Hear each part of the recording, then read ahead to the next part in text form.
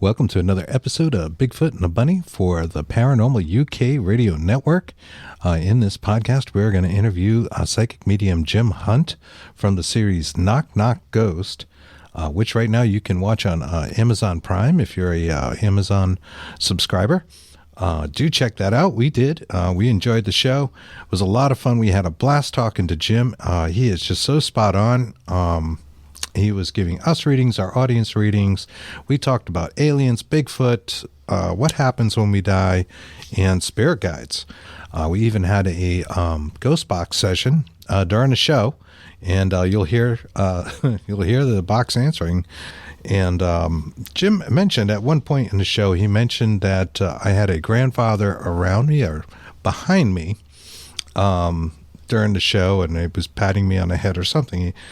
And like he was a spirit guide. And this kind of concerned me, I guess. I wanted to know which one because both of my grandfathers, unfortunately, have passed.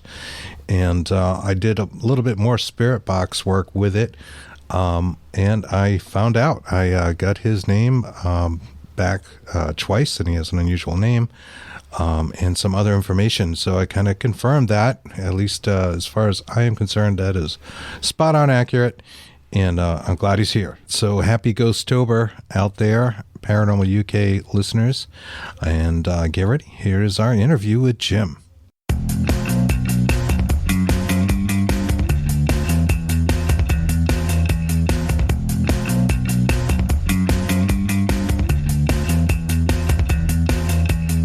Welcome to Bigfoot and the Bunny. This is a couple's journey into the mysterious, the unknown, and the paranormal. I'm your host, Chris Carr. And I'm your host, Kristen Johnson. Together we are Bigfoot and the Bunny.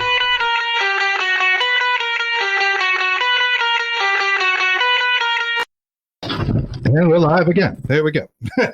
Welcome to Bigfoot and the Bunny. Welcome to Bigfoot and the Bunny. I'm Chris Carr. And I think I'm Kristen Johnson at this moment, but I'm not sure. Done a little quick computer tweaking. That was all our fault. So yeah, we can't blame things like last week when our camera went off. Oh, yeah. Just by itself. And we thought it was on a battery saver or something. So I checked it before the show today and it was not. It just turned itself off. And we don't know about that. I'm sure there's a very good explanation. Always is. But, how you doing? So we had a fun week this week, Chris. We did. We went out with our friend Anne Marie Young. Yes, we did. And we went to Salem. We did. Salem, Massachusetts, because 'tis the season. So not that it's not a great place to go at any time of the year, but it is particularly fun in October. And Anne, she lives out of state, so she came up and we both got shirts that says road trip. That's right. Salem, Mass. So you'll see those witches, and I had a wicked good time. He did. Well, we're from Massachusetts, and we can say that. And it was awesome. And thank you again, Anne. Thanks, Anne Marie. We were flying high in Salem. That was a ball. Yes. We couldn't find any witch hats, but we're good. Yeah, we got t-shirts. Witch hats, or very few. But we had a really good time. Food was awesome, and we just excellent. Had a ball. And you can find Anne at our group page as well on Facebook, which is Rise of the Phoenix. Look for that, and you'll see us at facebook.com/Bigfoot and the Bunny. You'll see we're members of that, and you can also go there to find out just what we're up to. We just put out some pictures, as a matter of fact, on our pages of Anne and our trip. Yeah, we just posted some couple of pictures, some posters from that journey. So, anyways, happy Saturday. Hope you're having a good time. We have an awesome guest for you guys this week. Psychic medium Jim Hunt from the TV show Knock Knock Ghost, which you can catch right now on Amazon Prime, travels the world searching for answers to some of our biggest questions about what happens when we die. He'll also talk about his experiences and research in Eastern Canada's historically haunted locations, as well as his adventures over the years with Bigfoot, aliens, shapeshifters, and more. So let's bring him right on. Hello. Welcome, Jim. Hello. Welcome. How you Thanks doing? for having me. Oh, thank you for being here. Yes. I'm loving every minute of this already, so this is cool. 2 hours. Yes. Let's have some fun. So we wanted to ask you about Knock Knock Ghosts and the name because it reminded me of spiritual rapping that was a phrase that was used in the 1800s during the spiritualist movement in the early 1900s. And I believe the Fox sisters were the first ones to come out with that. And I was wondering if it had anything to do with that. That was the knocking of, tables and things of that nature, and not rapping like, the ghost of the toast has the most. So, let me tell you, Chris, absolutely not. Nothing to that at all. But I can explain it to you. My wife is a professional stand-up comedian, and she had met. Thank you. And she had met Richard Ryder, and they do a circuit together, and they do a lot of different open mics around Toronto and surrounding areas here in Canada. And Richard, who's the co-host of Knock Knock Ghost at the time, said, "Do you know a psychic? Does anyone know a psychic?" And my wife secretly went up to him and just said, "Hey, my husband's a psychic." And Richard Ryder's going, and a whole bunch of beautiful F words and F bombs and everything else that dropped on that table at that time. And then they introduced me to him. He tested me like everybody else does. And I think I opened up his eyes to that, because he's the strongest skeptic on the show. And then I think it worked. And so the Knock Knock Ghost was knocking about a joke, a knock knock ghost or a knock knock joke is how it turned out. And that's how it worked. So that's where we came from. Oh, gotcha. Wow, gotcha. That's cool. I figured it had something to do with that, but then we were also watching something on the spiritualism recently, and I was like, spiritual rapping, knock knock, maybe some foreign. That's where they got it from. No, that's really cool.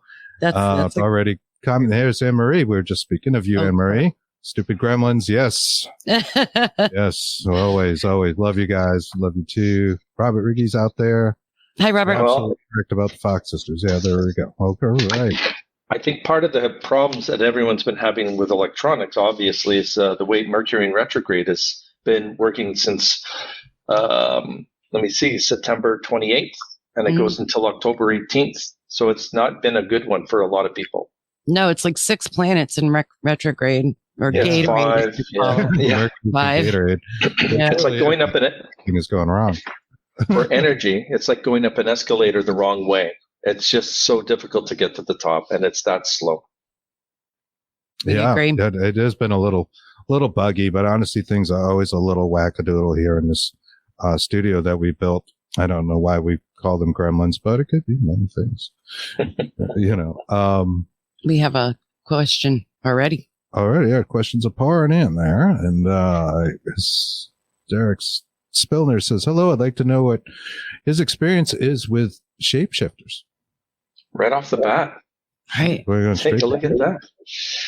We can go there if you'd like. Sure. We'll wrap back around. Ghost, we got all kinds of things to talk about. Okay, perfect. So my very first experience was in a subway here in Toronto, Canada, our great subway. And that was about 26 years ago. And the shapeshifter did not care that I was on the same car as him. And he was really freaking out because intuitives, anybody with an empathic personality can pick them out of a crowd, really can. And they get nervous from our energy because they can see auras like we can. And I noticed it. It looked at me. It sort of turned quite quickly. And it bolted as soon as it got to the next stop. And it bolted so fast, I could not catch up to it. Wow. Because it does not want to talk to me. And the last one was just in 2018, going to Denver, Colorado from Toronto. And it was, he was one of the flight attendants, I believe, was there. We looked at each other. He dropped his microphone or his two-way radio, took off his badges, and bolted. He was going to be on the same. He was going to be on the same flight as us. And Derek is asking if you feel the shapeshifter was of a human origin. I think it shifted. It's not a trickster, and because a trickster will usually take an animal form, like an elemental, but this was a full human personality. And I was with one of my colleagues at the time who said that that person looked quite peculiar at the time. And I couldn't quite tell her what was going on because it would have freaked her out. Yep. I bet. Really. All right. Actually, that's related to something you want. I wanted to ask. All right. So I don't want to spoil this for anybody, but as we said, we watched Knock Knock Ghosts. And there was you're welcome. And there was one episode that you were in and I hope I don't pronounce this wrong, but l'original jail. L'original, yep. Thank you. L'original. You guys in the beginning were having fun with that because she wasn't saying it right either. So, but at one point you said that you felt a demonic, a demonic spirit or presence, and you couldn't protect your team. And you said it again. Now, my question is, how did you feel? How do you know it was demonic, in your opinion? How did you feel with the chaotic energy? So I don't know what people feel like intuitively. I can speak for myself, but other people feel the same journey that I go on to, because the real psychic mediums seem to be coming out lately, which I love. So what happens here is I will feel a vice from inside my shoulders squeezing me very tightly, as if it's got a hold of me with its arms or its hands and squeezing the crap out of me. And it has a hard time breathing. There's no smell of sulfur. Sometimes there is, but there is an odor that could come around. And the energy was doing the sign of infinity, but doing it in the complete opposite way. So it was throwing energy against me or against my colleagues and everybody else. And it wasn't a safe place to be into. And it wasn't a very bad prison per se, but it was not a healthy one.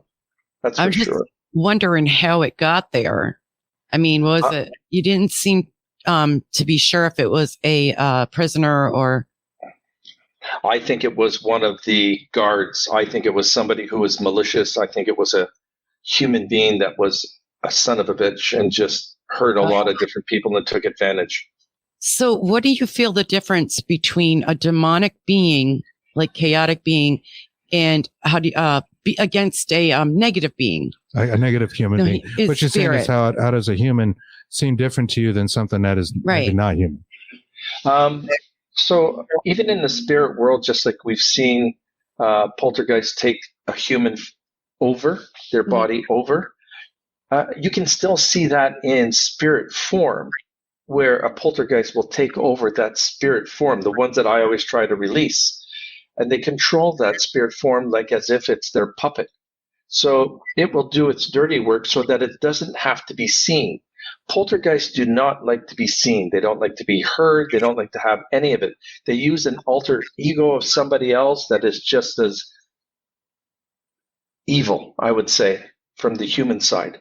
But when a poltergeist does come out, that's when you get the smell. That's when you get the darkness. That's when you get the feeling of helplessness, depression, anger. And for a lot of people who do investigations, those poltergeists love the investigator who doesn't know how to protect themselves or doesn't do any of that. And then there's a whole shitload of trouble at that point. And by the way, I swear it's too often. Sorry. It's okay. It's a wide open door. Yeah. Awesome. Okay. At that point, though, for the poltergeist, be like a wide open door to step in. Do you feel like those entities that they control is playing sort of a role? That's something we talk about on the show a lot. Like there's sort of, stereotypes and hauntings, right? There's always a haunted kid in a graveyard and a woman in white and child in a house. Yeah. You see a lot of the same things, right? Like every town has a lot of the same type of hauntings. And it's very curious to us. Like, it's like they're stepping into that role. Sometimes that role is like a demonic entity, and it may not be, when they're using words like Beelzebub and, demonic names or whatever. Okay, so what happens to me, and I'm blessed with this and I've been lucky, I have only positive energy on the left side of me, the heart chakra side, and I know that energy's been good, and it's treated me that way since I was a child of 5. Anything that's on my right, I have a hard time believing or listening to, or I'll take some of the information because the demonic will give you good information, but they're going to go around it and give you information that will be painful or hurtful or spiteful to the person that you're trying to get the answer to. Like they'll say, "Oh, your grandmother died, but it was your uncle that put the pillow over her face." That's what they'll do, and I'll get that information on the right. When the left, I'll get your grandmother passed away, and she just passed away naturally in her sleep. So I have to decipher who's right, who's wrong, what type of situation it is. People do a lot of history in a home. So you will have the little child, and 95% of the time, it's not the child. It's a poltergeist. A woman in white, good luck with that. I think that's gone by like the Fred Flintstone cartoons. It just doesn't exist. It doesn't happen. So for me, anyway. You hear about a lot, right? So it's almost like if somebody perceives that, or they see what is the stereotype, typical woman in white or whatever color, it's almost like they're fishing with like a tackle, from the other side. And it's like, all right, I'll be the woman in white. I'll be the little kid. You'll feel bad for me. Give me attention. Exactly. And there's something about that attention intent as well, I think, that they're looking for. Everyone's looking at you live right now. And do you see the painting behind me? Yes. Okay, so that is done by a psychic artist, Alex. And she did this for me in 2015. This is what she sees behind me every day. Now, this is my left side because it's the way the angle is. And notice how light the energy is on this side, like right here. Yes. Mm-hmm. And then on the other side, it's dark, which is the right side. So that's what I get all the time. And you get attacked by that type of energy every day, 24 hours a day, 7 days a week. There's no such thing as, oh, I shut it off. Good luck with that. Well, yep, that is something that I have heard a lot about, and we've had a little bit of experience with that ourselves. But the problem is, like, once that door is open, like, it's hard to turn it off, right? You want them to stop talking to you. You spend so much time trying to get them to talk to you, and then they don't stop.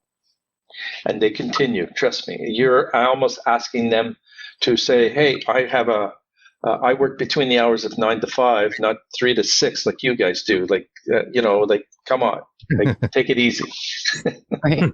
Right. You can't shut that stream down, unfortunately. Right. No, you can't. And if somebody says they can, I would start to question how they can shut it down, because it is literally impossible.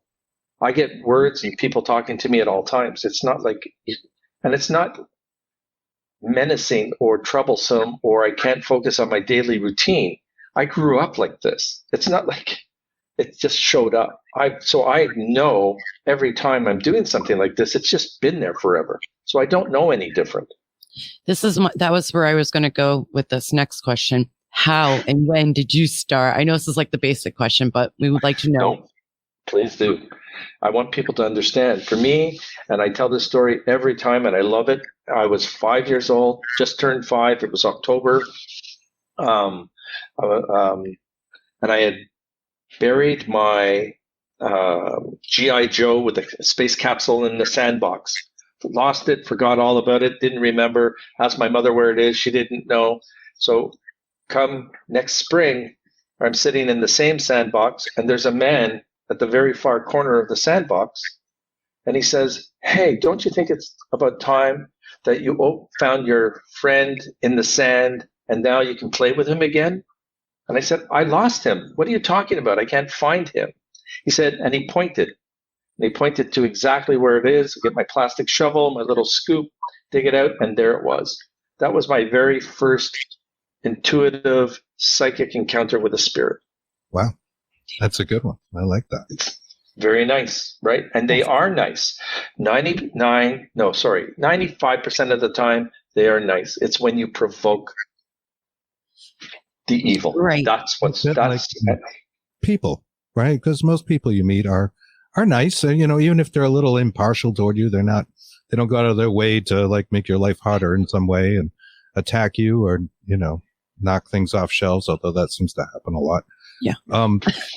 Yes. It seems like they're pretty good. And it's kind of like the alien abduction phenomena, which I also talk about a lot. And it seems like a lot of the messages that people walk away with are positive. They're like pro-humanity, but there's a portion of them that are not, and are very negative. Well, Chris, the negative ones that I feel are the ones just like I think aliens would make mistakes, just like humans make mistake in an operating room, per se. observation room. They didn't give you enough anesthetic, or they didn't do something. And all of a sudden you're waking up during this trauma, and a doctor will say, get that gas in him and put him asleep. He's not down yet. And I think the ETs don't think about it that way. And you've been examined. And I think that's where the pain and the suffering and the anxiety that comes with it when they return you, because it's a memory that they can't lose. Interesting. What do you think the spirits want with humanity when they want to communicate? Like, what is their kind of goal or end game? It's a lot of spirits when they're talking to us. They're talking to us with such a candor. They're not like in your face arguing or fighting with you. Some of them are crying and they want to get a message to their family saying, I'm so sorry that I passed away so soon. I didn't expect this, but this was part of my soul life. Can you go and tell Uncle Jim about that? And I'm going, I don't even know Uncle Jim. How am I going to tell this guy? And then you ask them for an address and it seems like they don't give it to you, which is harsh. But then I end up meeting someone in a mall named Uncle Jim that I heard, and I just said, hey, I got a message for you. And I don't even know that person, but they know I'm going to meet them. Wow. That's interesting. You would obviously agree with this. One of the most common things that we've gotten back with like our ITC research is two phrases. One is help me. Yes. And the other is get out. And so we're going to help them, but then we're going to get out. Right. Common EVPs for people. We notice it with people in our circle and, the research we do and we talk to, they get that a lot too. So we don't know what kind of help they want. Is it more like they need help crossing over? And then why are they telling us to get out? They are very, very much insecure and unhappy when they are back in this light, or they're doing a loop where they're doing the same old death over and over and over again, or they're absolutely lost. A light is not above you, below you, left to right. The light is there for that specific spirit to see, and it's for them to be called into. So what you try and do is slow that spirit down, say, hey, I think your grandmother's calling you. I think your brother's calling you. Stop for 2 seconds and just listen to them.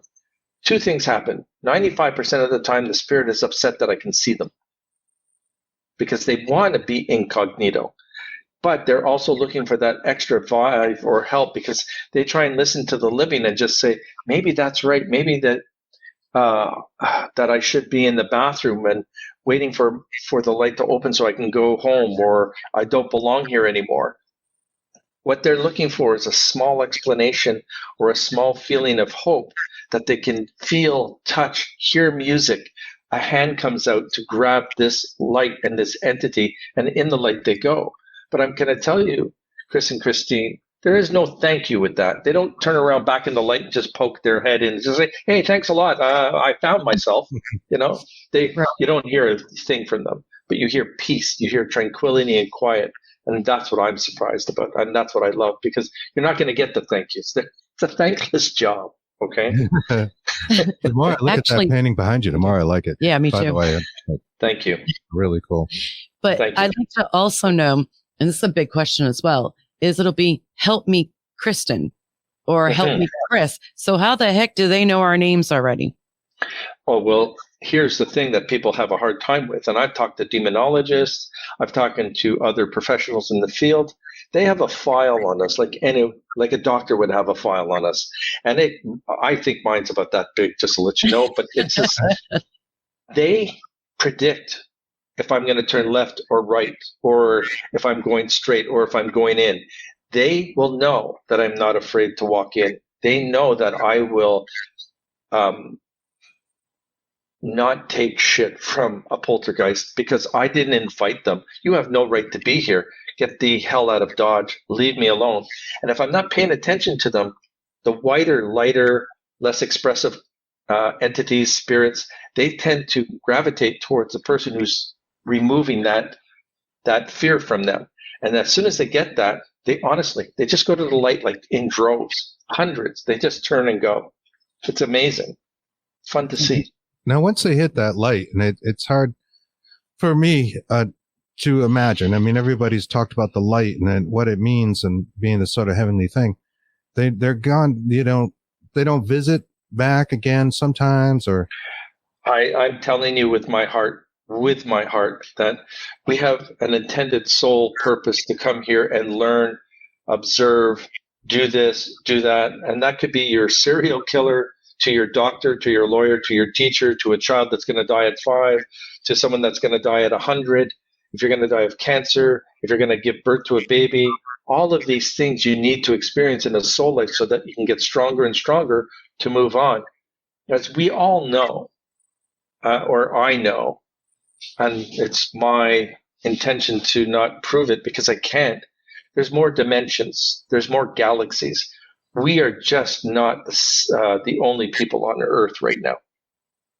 We definitely agree with you. Yeah, I believe you. I think there's a lot to be discovered in that realm, maybe through quantum mechanics that hasn't really been proven yet. No, spectrum of our eyes, focusing on electrons and having them behave differently. Just our intent does it. So I think there has to be some tie into manifestation in there and what we're supposed to do. That's individual to everyone, and just because the spirits, our brains, as we know, can manipulate anything. They can manipulate apps. They can manipulate. I mean, if they can do the things they can in your house, if you've ever had an experience, any of our listeners, they can really with their intent. Dowsing rods work. Yeah, everything works. We always say that, and that's so true. I used to be really skeptical of the different applications out there, and I was thinking about it too logically. Like, well, how do they go in and know how to code it so that the ghost, the spirit, to answer the randomly selected questions or words, a bank of words, whatever it is.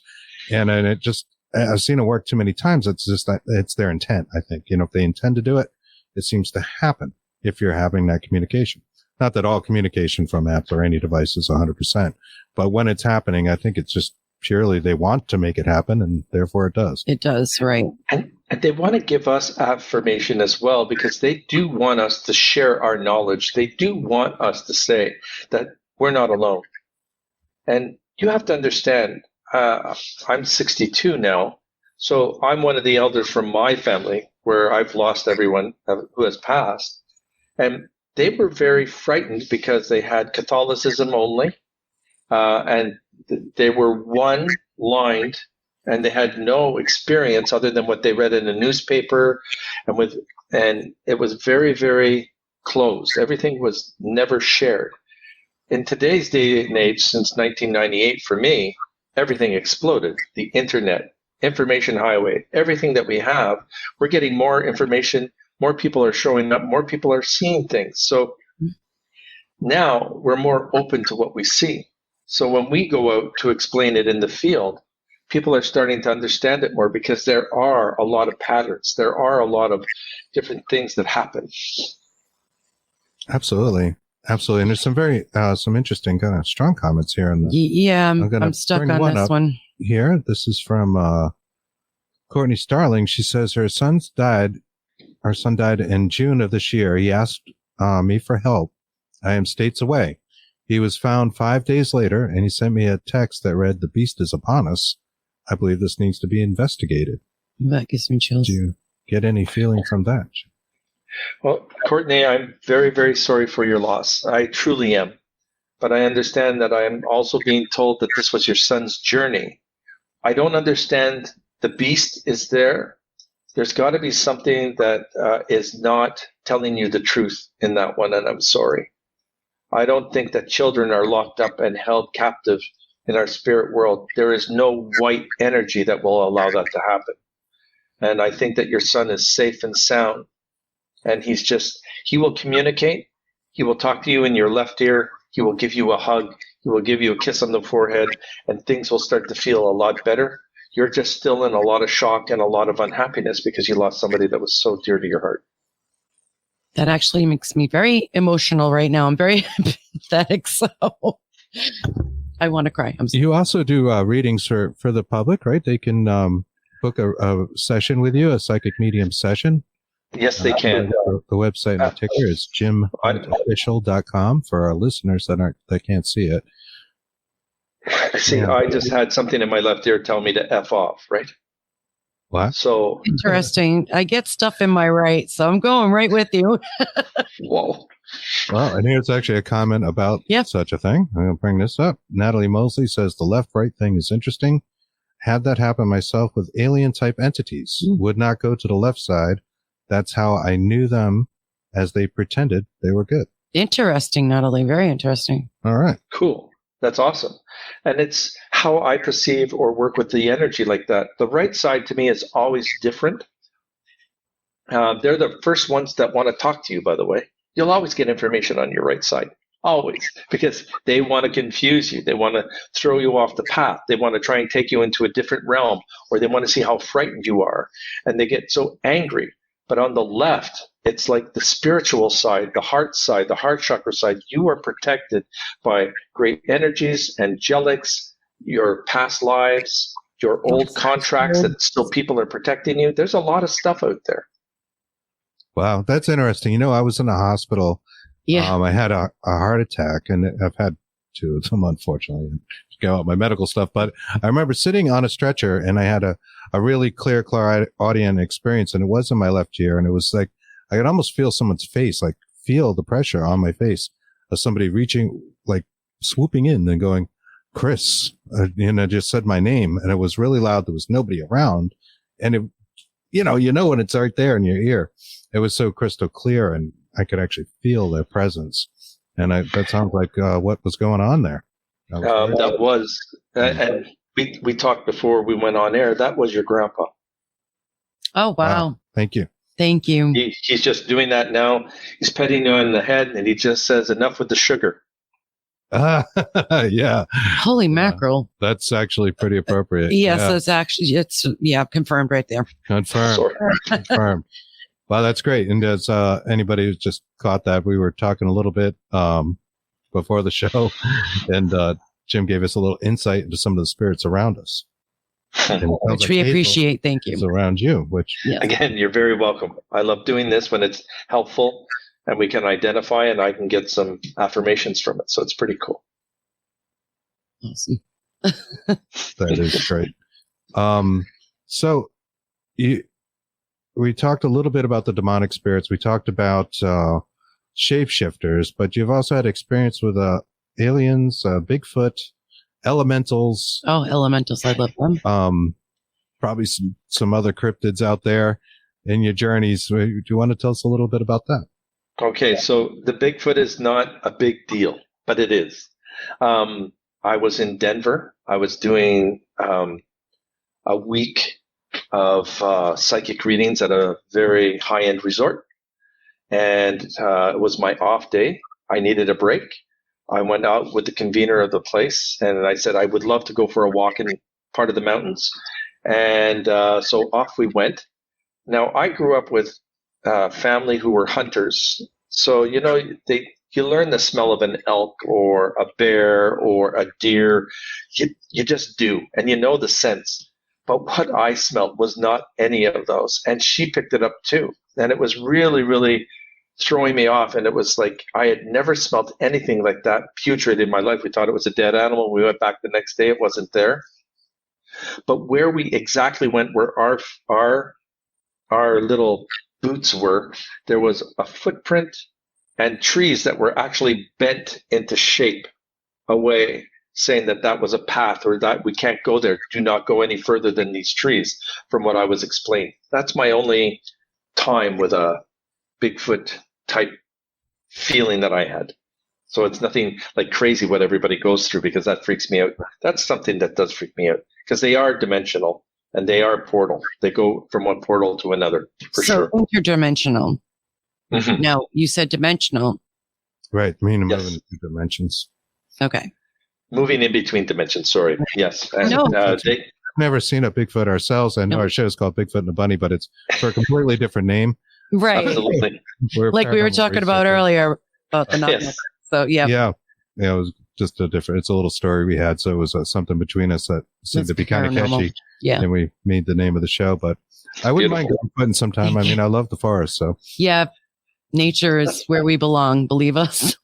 Okay, but you understand that a lot of intuitives, a lot of psychics, a lot of mediums, they need that grounding by taking walks in the bush, by taking walks in a park.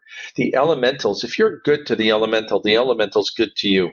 And they will shower you with energy, revitalize you, help you. They would go through your system, your body system, and try and cleanse you. They would try and remove stuff from the bottom of your feet, like Kalahari type stuff. They would do so many things to help you. It's crazy. That's why I love the elementals. Do you think they're responsible? Oh, I'm sorry. If you think your feet are aching because of poor shoe wear, and people say they get the best shoes on, the best track boots, you are being released the energy that is being pulled out of your feet back into the elemental world so that they can chew it up and throw it away because you've been so helpful to other people, especially empaths. Wow. So a bit like grounding beautiful. And doing root chakras and extending your energy into the ground, that sort of thing. Absolutely. But don't screw with them either, right? Like, no, they're very they're tricksters as well. Yes. And they can follow you home. Yeah, there's no happier place. Yes, they can. In the forest, mountains for me, and the beach. That's all of it where for we us. Feel pretty naturally grounded. Mm-hmm. Do you think they could be responsible for apports, or if you're familiar with that term, apports? No, I'm not. Sorry, that's new for me. Yeah, it's new to us too. So we actually just came across some information about this, and what it's a reference to is the manifestation of objects, seemingly through like some kind of psychokinetic energy, be it, I don't know, spiritual being or something like jewelry just literally falling out of the sky. So that little rocks, anything that can be all kinds of things apparently, and it's jewelry. It almost sounds like a magic trick, and a lot of people don't take it seriously. But there is some research that points to this being like a legitimate phenomenon that has occurred. So what you're saying there, I only identify on one of my shows is where they would leave nickels or dimes in between archways of doors. Oh, that's interesting. I've heard that before as well. That's happened a lot. That's happened on many of the episodes that I've done, actually. Why do you think that is? Why would they leave the coin? They're letting me know that they're there. They're letting me know that we're going to have fun tonight. We're not here to harm you. And some of the cameramen on there just are flabbergasted because they go, I just found a nickel. And I'm going, that's awesome. Good for you. But they won't go in the room without me. So it's kind of fun. Yeah. Nickel richer and 5 cents wiser. Yep. And Marie asks, do you believe more and more portals are opening up in the world? Oh, here's the thing. We've had these portals here forever, Anne-Marie Young. They've been here forever. We are just now starting to explore the paranormal world. So they've always been there. We're just now finding them out. I love your insight on everything. This is great. I really do. I'm just being honest. It's what I think we should be telling everyone. Everybody. I don't like it. It's not all bad. No. We agree with you 100%. We made that point other times because it's not all bad. And respect, I think, is not shared enough. Like, we really respect those that have moved on. And if we're in a location that's reputed to be haunted, or we're in a cemetery or something like that, like, we're cleaning that cemetery. Like, we bring garbage bags more with than us. We go in with. And we do. There's one thing we do not do. We do not taunt the spirits at all. We're very respectful to them. I've heard about you, so I give you full kudos for that one because I've asked around. So that's cool. Oh, good. Well, thank you. That wasn't a psychic thing. I didn't read that. I didn't read it off of you. I know you're both empathic. That's for sure. But Kristen, you're fully empathic, and you worry about the death of people because you were and I'm sure you felt comfortable in Salem, but you were a midwife back in the 15th century. So that's why you might have felt like you were at home. Wow, that's great to know. Thank you. Yeah, and you love the 15th idea century. of being motherhood. Yes, thing, obviously. Nursing as well. Nursing. Yes, that's right. Yeah, that does fit you pretty well. In the 1500s, you said? I've got you from 1510 to 1549, which is a long life. Jeepers. Thank you. The numbers and all. I'm ready. Those are your souls, your protectors telling you that. And then when I look at you, so your heart chakra changes to a brighter purpley color, your third eye opens, and then your crown turns into a rainbow. So it's like giving me affirmation that those things have happened. Wow. Thank you. That's really cool. Thank you. Yeah. Anne-Marie and I were both talking when we went to Salem, that both of us went, and I don't know if it was to a different medium or the same medium, but we went at different times, and they said that we had a rainbow eye. And I think that's cool. what you're talking about, right? Yeah, that's exactly what I'm talking. And they're people like who get those. We're a force to be reckoned with because we're so empathic. We don't we don't exaggerate, right? We want to share what we have. Mm-hmm. When someone doesn't believe us, it actually breaks our heart. It doesn't we're going, I'm not here to just bullshit you. This is what I'm seeing. I'm sorry if you think it's my imagination. I'm not trying to hurt you. And then sometimes I lose sleep over it, and I truly do. But now I'm learning to say, it's water off a duck's back. I'm not going to convince you yes or no. I'm learning. I'm learning. I think we're all learning at this point. We're all still learning. There's a lot to learn still. But I'm telling you, we have to learn faster, quicker, because there is an energy that I've never felt before since 2019, and it gets stronger and stronger every year. Every year. I feel like it is growing, and it seems like paranormal phenomena is growing. It's something I hear people talk about and have for like maybe the last 4 years or so. Like, I hear getting a lot more data. It seems like there's a lot more things going on. Yes, and I hear a lot of people say that the veil is thinning more. Mm-hmm. It is. 100%. I don't think that we have much choice. The connection of the spirit world, good, bad, and indifferent, are talking to all of us. We're just hearing it more often. We're seeing things. We're not passing it by like our eyes are deceiving us or our hearing is deceiving us. We hear and see what we've been seeing. We're just afraid to talk about it. But I am no more. I am going to be just like, I'm going to be the motor mouth of paranormal.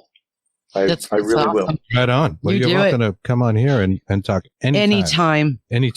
Courtney Starling, who mentioned earlier, asked about out-of-body experiences, and she had mentioned a sleepwalking incident and another comment. But what are your thoughts on out-of-body experiences? Okay. So this is where my friends go, and they look at me when I see them after they listen to a lot of these shows. They go, "You're weird," but it's okay. I love them all because I've been able to hand pick the ones that I love. They say, if you feel that kind of thing, where's it come from? And it's you're attached to your body through a full series of energy. And there's little beacons that can call us back, and we can go back to our old lives.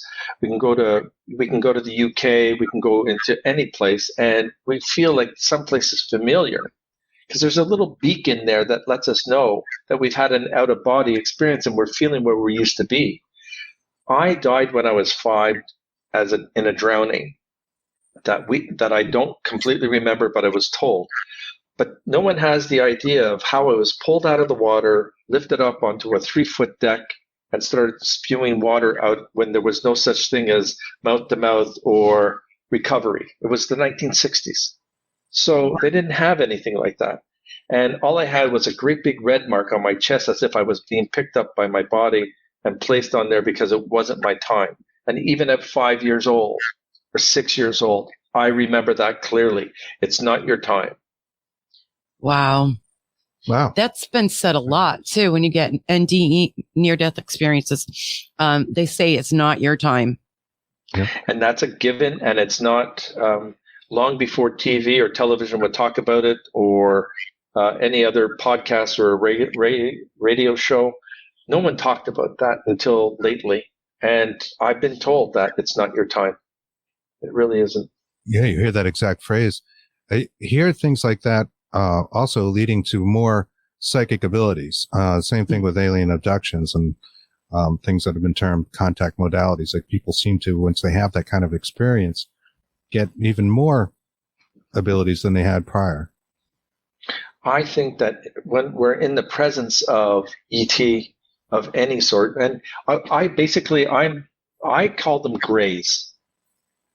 I really rarely call them an ET anymore. They're grays. Mm-hmm. Okay. And the reason why I call them grays is because they're gray. Okay. Do you find them to be tall, short, any? they are of all different kinds, like we are as human, different races, colors, creeds, languages. But I'm going to be honest, because I spoke about this before. Not one ET has turned around and said, "Hey, Jim, how are you?" They walk by you, they'll look at you, they don't greet you, they don't say anything, but they know that you can see them. And it's just like you're in a shopping mall and they just crisscross one another. They don't pay attention to one another unless it's part of their own species or where they've passed on or they've died here on Earth. They stay here on Earth. It's weird, but that's until they get called, I guess. I'm not sure. But they've never talked to me. But you can feel their energy. You can feel their essence. There's no smell. There's nothing that connects that way to them. But you can't see them. They're just like dead spirits, but in a gray form, an ET form. And that's why you feel like they're non-human, because they don't have things like smell or human. I don't know. Their actions are so different. It's like watching the Matrix as they go, because it shudders when they move. There's an energy that catches up to their entity, their full entity, and it's as if they have a train of energy that follows them. It's so weird for me. This question kind of ties into what we were saying about the interdimensional and our own reality, and maybe go into even on a quantum level as to why that happens. Nobody knows yet. But do you feel like they experience time the way we do, or do you feel time is a human experience? Time is a human experience. We're feeling time is just a human experience. And when you get to be my age, even at 60, you're going, life is short now. There's not much time left. What the hell's going on? And we don't realize that. But once your soul leaves this body, this earth, time, there is no time. You can be here in 10 years or 100 years, but you're also here to experience a lot more often than normal. I think we are in this earth because we have to have multiple lives to be able to build ourselves to a higher level than what we are today. Almost like a training ground. It is. Oh, it is. It's our battlefield. And I trust the dead before I trust the living. I like that, and I wish I had a shirt that said that. That would be a very cool shirt. You have to make that shirt. That's a pretty good one. I like that. Yeah. Lots of comments out there, and I know some people are kind of asking some reading-esque type questions, and we'll get back into those maybe in the second hour a little bit. People asking around them, and can I say something to all my Canadian people? Absolutely. Yes. I meant to do it before. Happy frickin' Thanksgiving, Canadians. Just enjoy your turkey, enjoy your family. It's been like almost 2 years since we've really got a chance to go out and be with family. Yes. Just enjoy, drive safely, have a lot of fun. If you're listening to us on the air right now, make fun of me in a nice way and just send some nice comments, but just be careful going home, everybody, please, and enjoy your family. Hug your grandkids if you have them tighter than you would even hug your kids. Thank you. That's awesome. Sweet. That's right. It is Canadian Thanksgiving. We have lots of Canadian friends out there too. We do. Seems like Canada is just a nesting ground for paranormal hotbed enthusiasts. It is. You should see Ontario. It's crazy. It is. In Canada, then I can tell. It's odd. And I suppose it's true. I mean, I just noticed it because, hey, they're Canadian. Hey. Hey. We have a thing for Rush. Oh, yeah. Rush is one of our favorite bands. And we have this idea that like everybody in Canada must listen to Rush because Rush are just so awesome.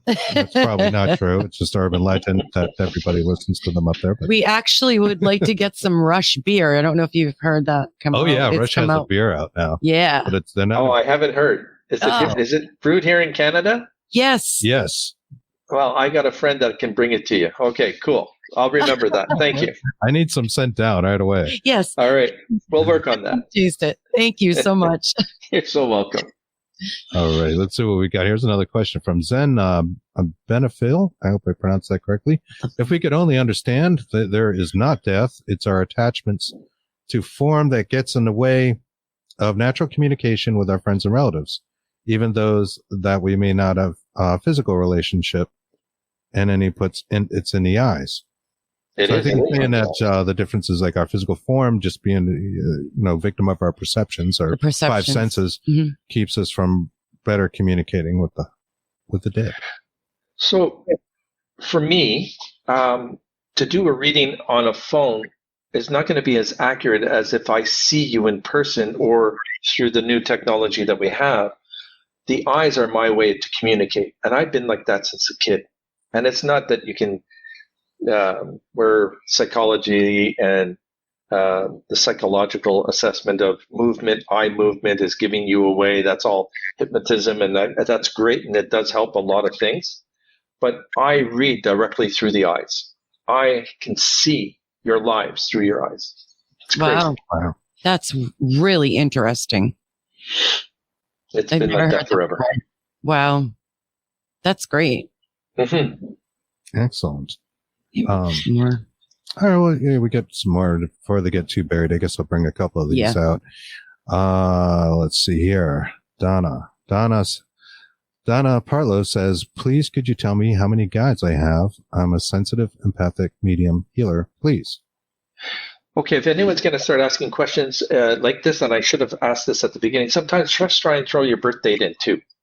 Okay. Because sometimes the formation of astrology does work with what you have.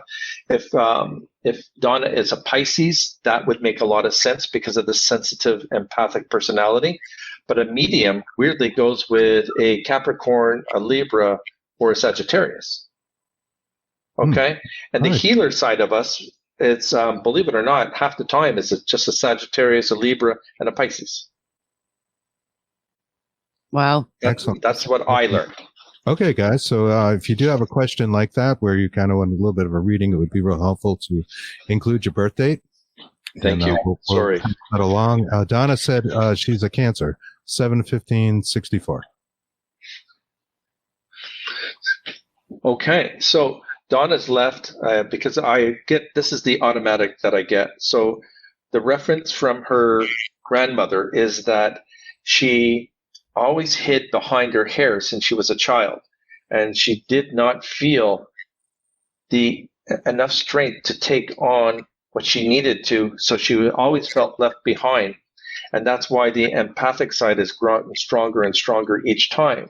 But every children will gravitate to her because she will give them hope and peace that they can't get from their own family members. So the empathic side makes a lot of sense. She's been a parent forever in all of these past lives, but she needs to give up a lot of the contracts that she has so that she can move into a different soul life. She's been stuck at 7-8 for a very long time. There's 10 soul levels for me.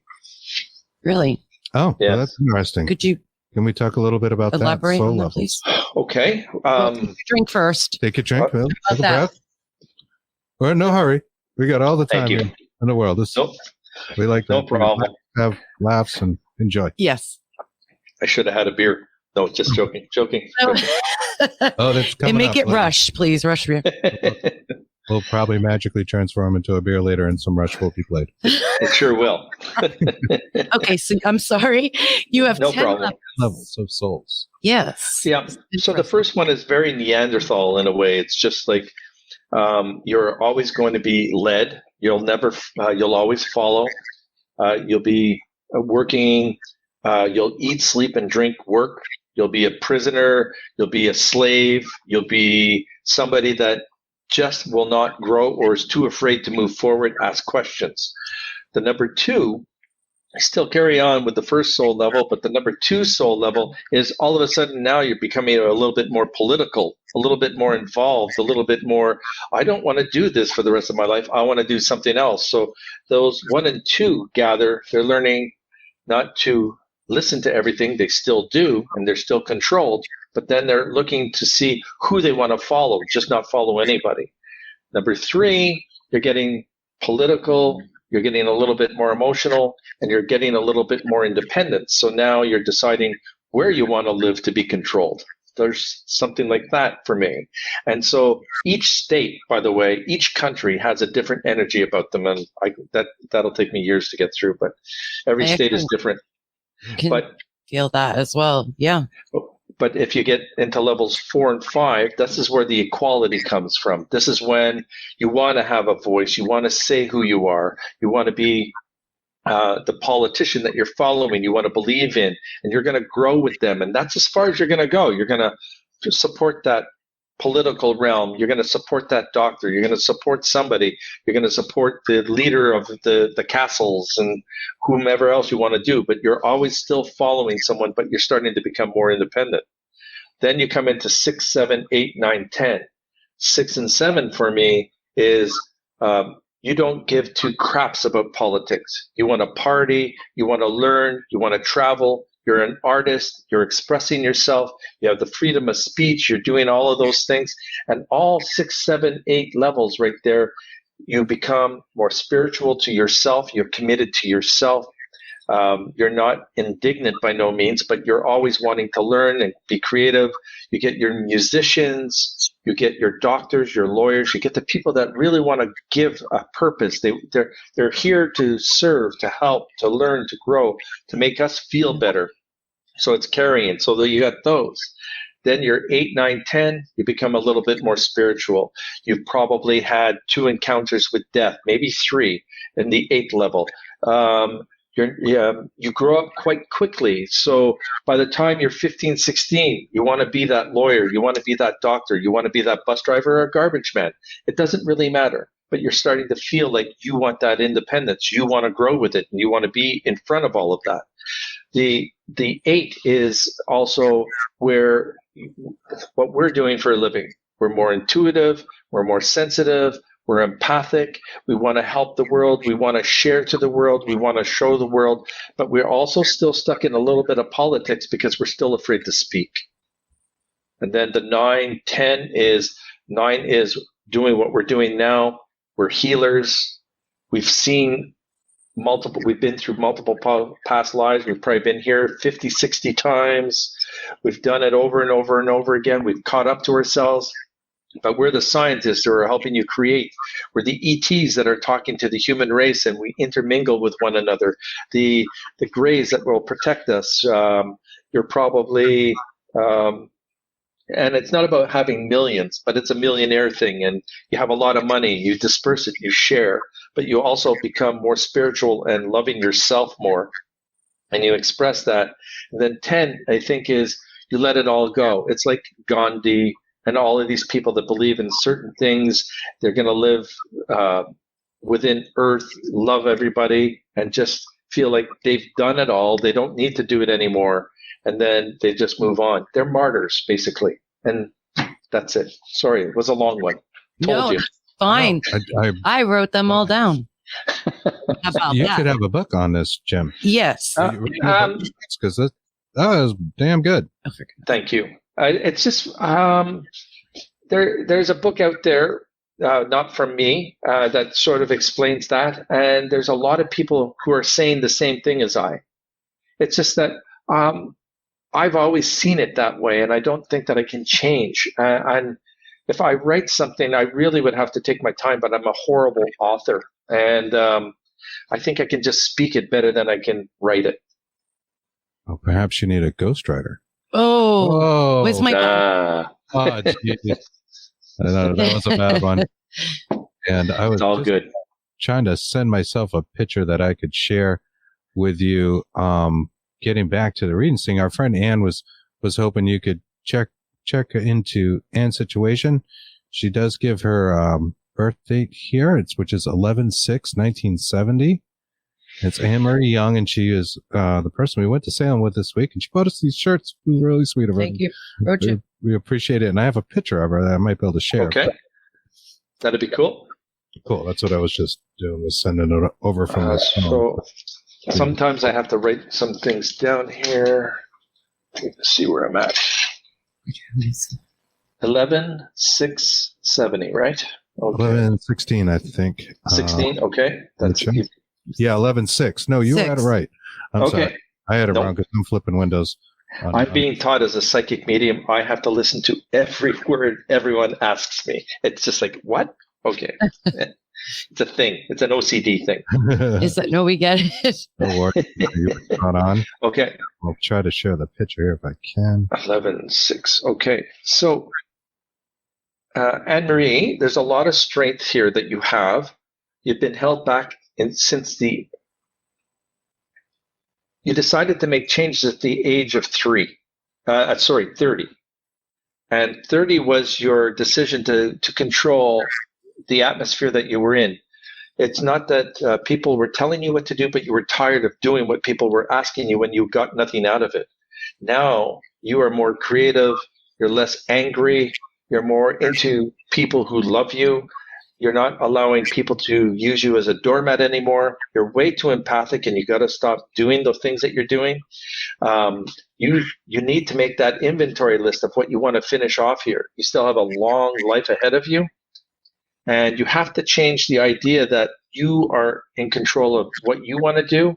And whatever your partner is saying, don't listen to them as much as you. I'm not being mean, but you have your own course. He has his, and you might be outgrowing some of that. I don't think that there's separation or divorce in any of that stuff, but I'm just saying you've outgrown a lot of the people that are around you, and that's why everything has changed for you. That's excellent. All right, let me stop sharing this. Here we go. Back to that was awesome. Thank you. Thank you so much. And says yes. So she's confirming that. That's cool. Thank you. Now you see on my right, they just said that I don't deserve to talk to anyone, is what it says on my right here. You see? Yeah, well, tell that to go to hell. Oh. That's what I would do. Also, there's Donna. Donna's been asking, so I think it's Donna. So I think Donna was asking about, she was the Cancer, 7/15/64. Okay. And she's got a few comments in here. I'm sorry, I'm trying to parse them. They all kind of come up in one lump, guys, and I don't see all of them all the time. And Kristen's working comments too. We're on I'm going 3 pages, 4 pages. We're trying to kind of get through it a little bit. But I see you did ask how many guides. How many guides does Donna have? So she's sitting with 3 right now. She's sitting with the surgeon that died of a heart attack in Florida on a golf course, and he's there to help her slow everything down, stop playing with that, stop adding panic to her daily life, because she does it, and then all 5 guides get worked up. Wow. Okay, so interesting.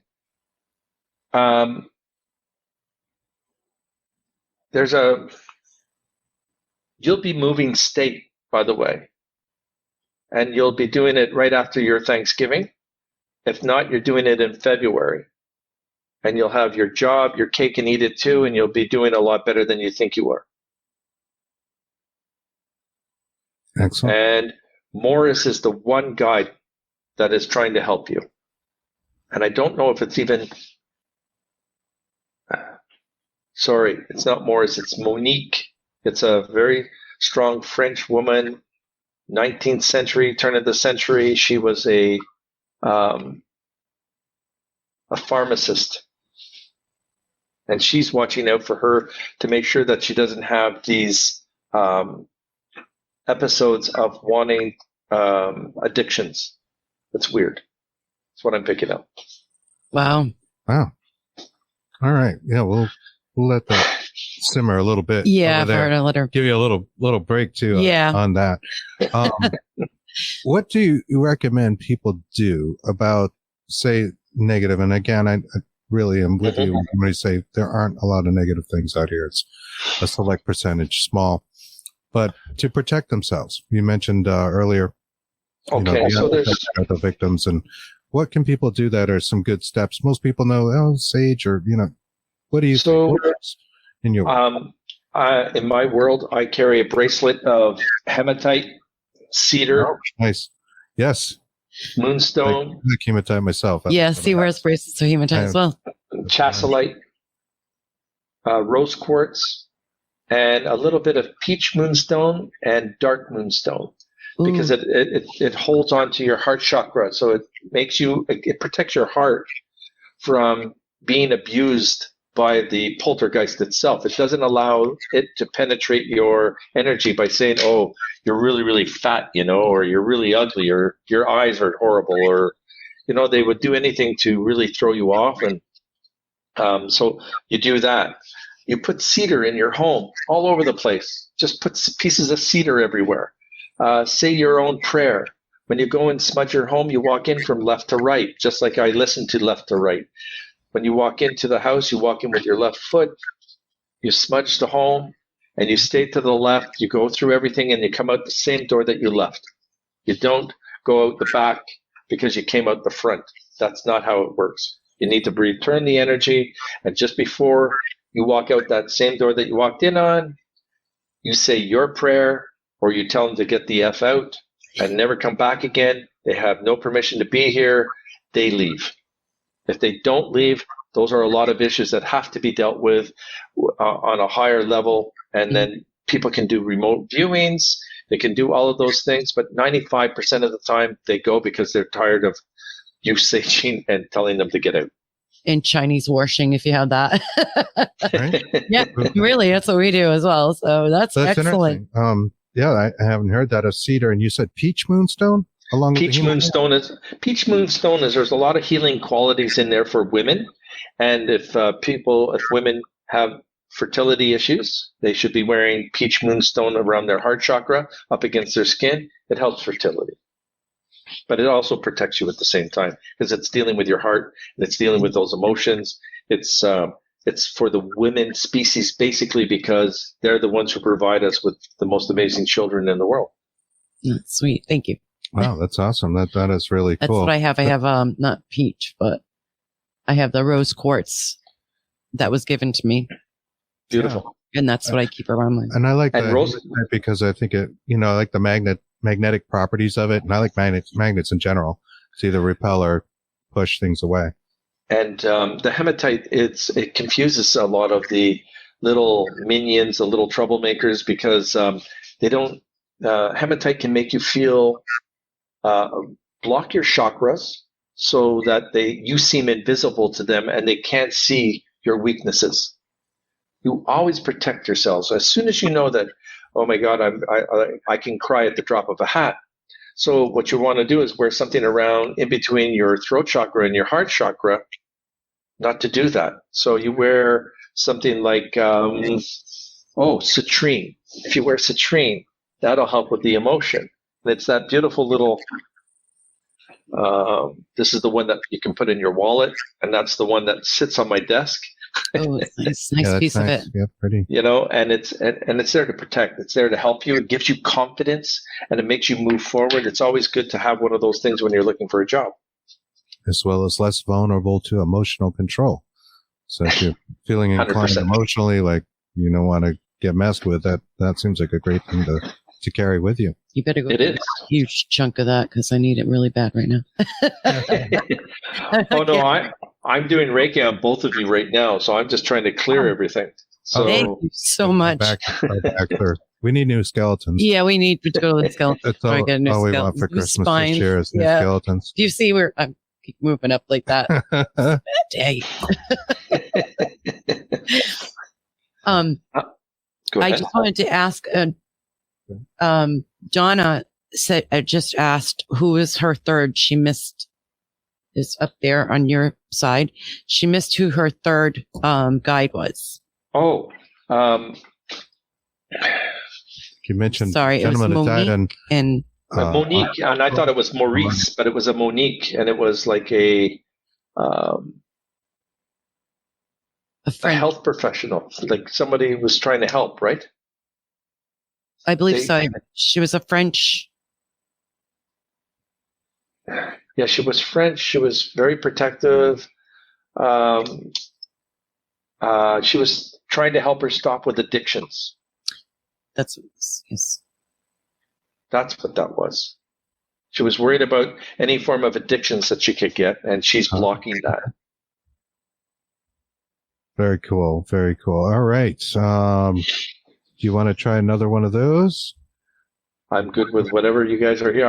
I'm here for. I don't want to delude you with readings because Jim is available for readings. You can book readings. Yes, you can.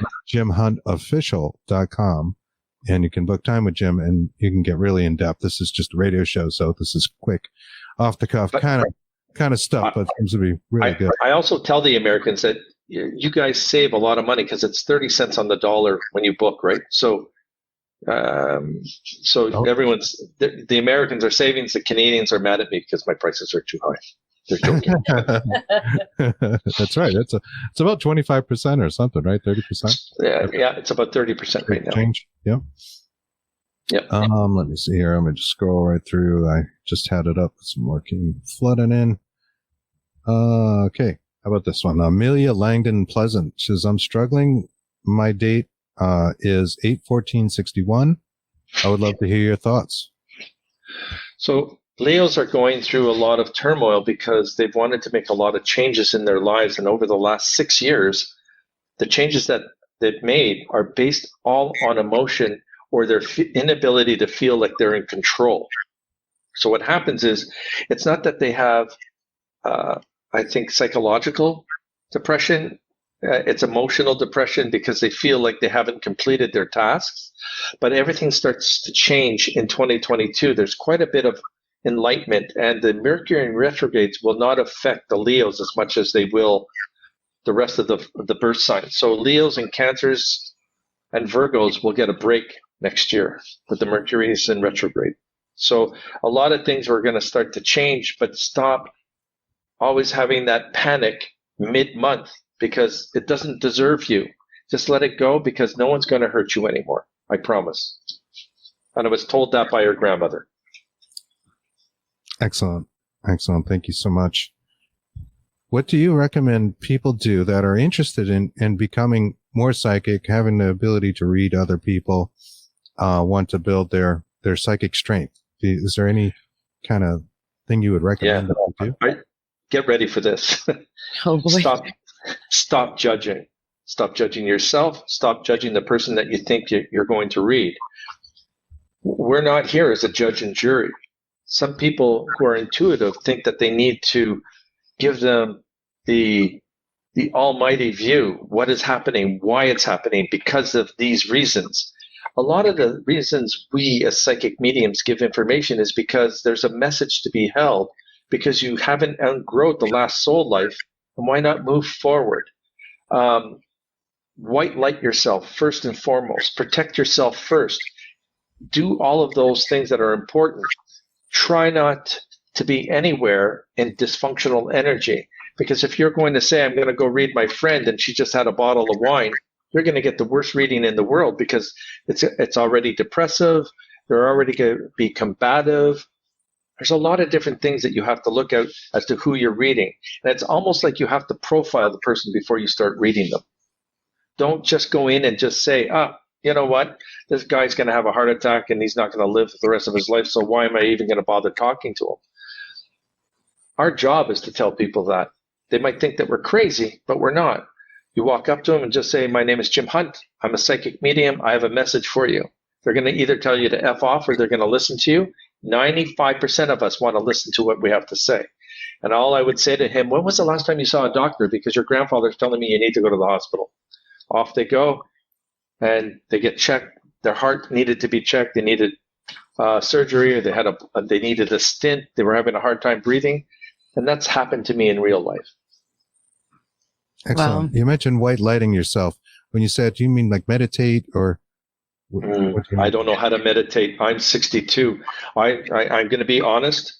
I will listen to some Rolling Stones, some Pink Floyd, watch the fish in the aquarium, and just chill. Have a drink.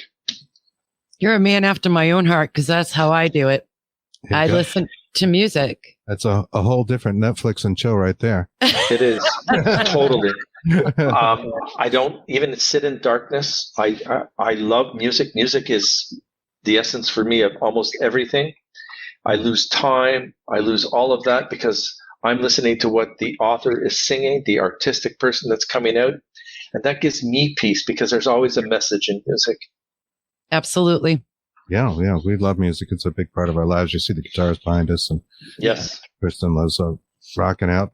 I do To everything. The music and Godsmack. They all have especially Disturbed. Disturbed. I don't know if you know who they are. We like a lot of heavy bands. Yes, no. I grew up with Def Leppard and Deep Purple, Zeppelin. Love all those.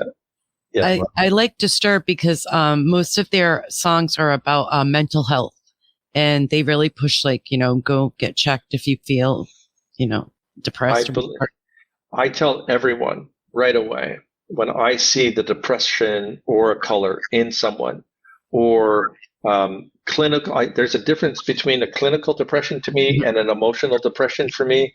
If you're having a broken heart because you've lost somebody, that's going to go away in time if you work on yourself and find out why this happened, and don't convince yourself that it's always your fault. Right. It could be somebody else because you could have outgrown them and they didn't catch up to you. There's always a reason. For the emotional depressed, it's hard to deal with. Like, you can be stuck and you have everyone who loves you around you and you still don't feel good. But I swear to you, you're not alone, because the spirits are the ones that are hugging you and keeping you at bay and making you say, I need to get that help. What do you think about, before we go on, about negative entities or negative spirits sucking out your energy? Those energy vampires are something to get rid of very quickly. This is where I tell people, your form of meditation, my form of meditation, you focus on you for, if it's 30 seconds, you are already letting those dark energies never control you, because they'll control you less for 30 seconds, where you're going to get back your timeline, you're going to start feeling better about yourself, and they will just start dissipating and just walking away from you because you won't listen to them anymore. Thank you. Excellent. But it's a lot of work, people. It is. Our friend Gail Heison's out there, says loves your shows. Hi, Gail. We love yours as well. Medium at Large, a podcast that we are super fond of, and she's been on here before, and we had a great time talking to her. She's awesome. Our friend Robert Honings. Robert Honings is out there. You find him? A lot of our buddies. Actually, I think I put up a comment from Robert already. He asked a question. Oh, he didn't? A new one? Yes. See, I don't get them all. We got all this high-tech stuff, and we've got screens everywhere. So if we look like we're busy, we're listening. Don't ever think we're not listening. It's just we're just trying to get our chats in order. And because we're up on a bunch of 4 pages. I'm stuck in a little corner in my office, and I have a ring light and a microphone. So I'm always... we're doing our work, right? So here's our work here. How do you break a spiritual contract, says Petra. Boom, boom. So fun. That's a good one. So I met with someone spiritual about a year ago, and I was freaked out because she said I had about 295 contracts in all the lives that I've lived. And I'm going, are you out of your mind? Wow. I didn't understand, and I didn't understand the concept. And then she slowly explained, in present day, I had to let go of my daughter's contracts, my wife's contracts, my best friend's contracts, because I was here and I was always trying to fix things, make things better, doing things for them instead of doing things for me when they have to do it. And I felt like letting go of the contracts in this day and age with the people that I love in front of me so that they can grow and do their own. I was breaking those contracts. But working with someone who can actually get rid of them, they're getting rid of them so that when you do pass on into another soul life, you no longer have those contracts that you have to fulfill anymore, because you ask your higher self what's going on. Excellent. Just put her birth date there, so just looking to connect that to the spiritual contract. I just asked Robert Honings. He's going to get it back to me. That's really cool. That is interesting. I told you I'm different. I love that. I love your perspective. Yes. And it's something I haven't looked into too much, like spiritual contracts and how that comes about. People feel like they're under contract. We do. That was an excellent question. Great answer. Thank you. Now, do you think that there's a sort of, a lot of people talk about spiritual warfare. Do you think there is a battle between good and evil? Well, how do I answer that one? That was Robert's. Okay. When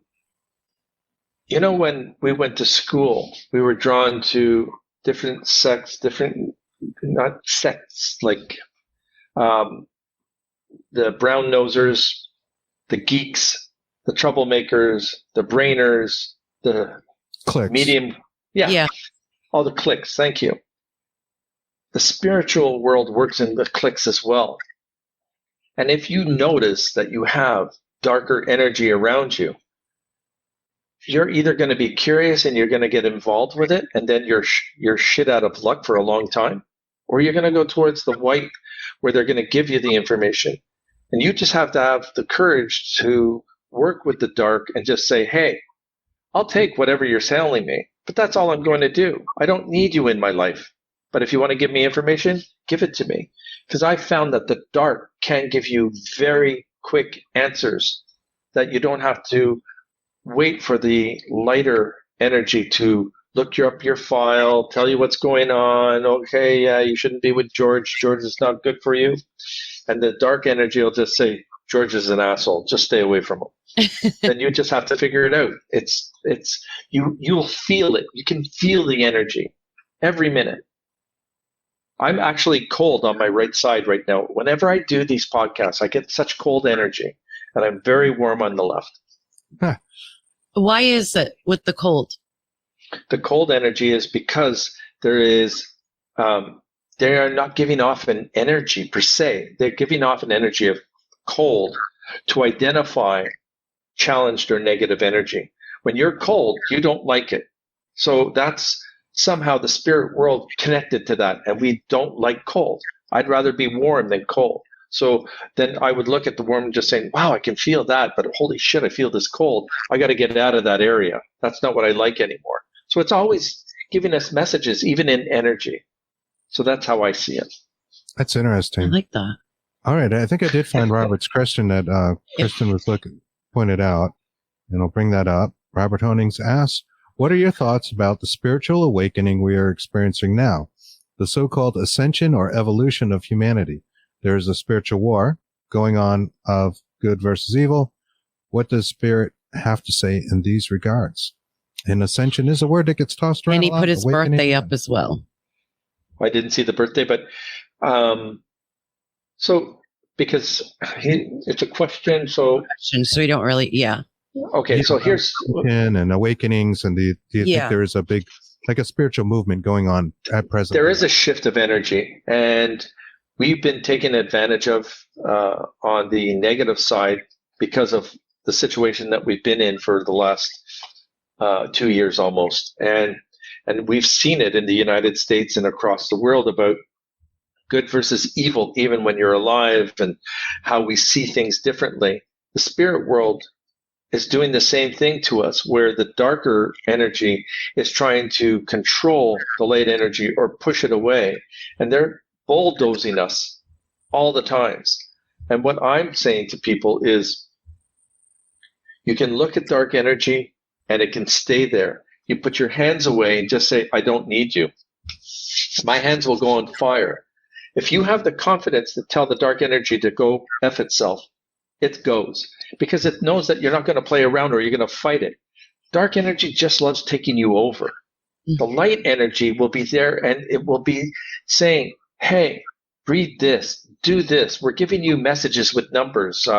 We're putting you on this plane instead of taking that plane that's not going to nowhere, or you're taking a train, or you're getting a new job when you never expected it. You're getting good things to happen. You're not going to be a millionaire overnight, but you're going to get a job that's going to work for you for the next 10 years, where you can pay your bills and feed your family. Where the dark energy is going to have you on the street selling hot items that are out of a truck somewhere. Or panhandling or something. Panhandling, yes. Right. And do you think there are energies, though, that are, you can just say, F off, get out of my house. And I say, no, F you, I'm staying. And for instance, things like, we just randomly, Amityville Horror, right? The Amityville House in Amityville, New York. Very horrible thing that happened there. Do you think it was really something that they could have controlled? Absolutely. When they didn't want to leave, they didn't want to, and they were staying because allegedly they couldn't afford to leave, I think it was. Right, yeah. So they stuck around for a little while. From what I understand through other psychic mediums that have been in that home, they were being told by the dark energy that everything will be fine and that they're going to live and everything is going to be okay. Because that's what they want you to believe. That's the snake oil salesman. But the lighter energy is saying to them, you got to find a way to get out. You got to move with your children. You got to get out of there, which is the first thing that I would do. And I would tell somebody, I can't clear your house. I'm sorry. And I can't. You have to find somebody that can do an exorcism or control your home. If you believe in Catholicism, maybe you have to say your own prayer, use your holy oil, do whatever you need. But 95% of the time, in that instance, they're not going to leave. They are going to stay there. It belongs to them, and or it's sitting in a portal that you can't move. You can't move portals. You can't say close up and you're out of business. It doesn't happen that way. No, you don't think so? I do know a lot of people talk about that, like closing of portals and doing that. And I don't see them with my ability. So I don't know how it works. I couldn't tell if it was closed or not. Do you feel like they just stay open no matter what? It's just people change. They're always open. They're always open. And it's just a choice that you're making, just like we make a choice today. And those portals open, but they go to different dimensions. And sometimes they just walk in, and I'm going from your screen into another screen because I'm going into another dimension. That's what I call passerbys. That's what I tell you. I think it's a passerby. That's cool. That's awesome. I dubbed them. Do you think that's awesome? To things like ley lines, and what do you think of ley line phenomena? Because I know we're both a little cloudy on where exactly those lines are. You give that to Dr. Google and it'll tell you. Or Wiki. The roadmap is everywhere. Picky Wiki. It's hard to... Go ahead. I'm sorry. Do you think they play into it? Like the portals, are they connections, like using these ley lines? Like they are. System? They are. That I think is part of the mapping system for them. That's what I believe it is. And a lot of them can leave and just go into something where they want to go home and they don't want to be involved, but they leave a lot of residual crap behind them that we can't clear and we don't understand it or it doesn't feel right. But it's just a mapping system to me.